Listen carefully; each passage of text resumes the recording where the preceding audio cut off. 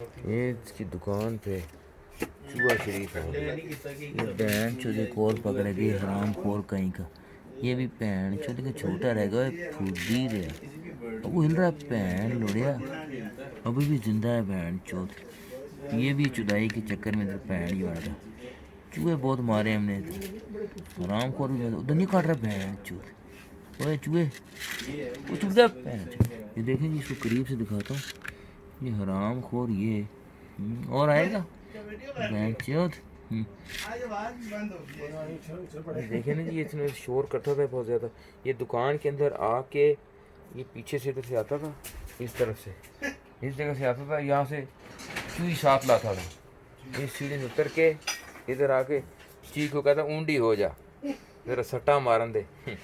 लेकिन इसके खिलाफ जुनेद था वो चुदाई के खिलाफ था कहता मैंने भी नहीं की इनको भी नहीं करने दूंगा। चूही भाग गई ये लोड़े लग गया बहन चो। अभी उस चूही के बाद जरा पहन लोड़ी बचा जुनेद यह गया मीकी अरे मीकी यह छोड़े और कर चुदाई बहन चो। जब तेरा मालिक चुदाई नहीं करता तो तू चुदाई में वो बहन चो छोट ठीक है। उस्ताद जुनेद अभी तक जिंदा कैसे है ये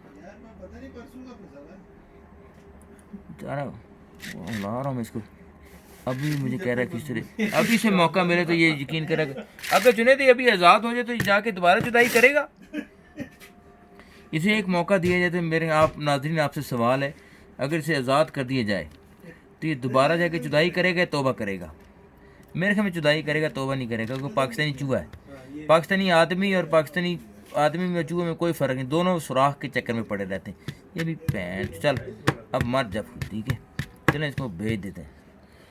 शुक्र हमने इसको पकड़ के इसने फारग कर दी। मैंने यह लग गया लोड़े लग गया बैन जो करंग टाउन के लॉकडाउन शटडाउन कोरोना वायरस के दिनों में चुदाई में लगा हुआ था और लोड़े लग गया और आएगा बैन चो ठीक है।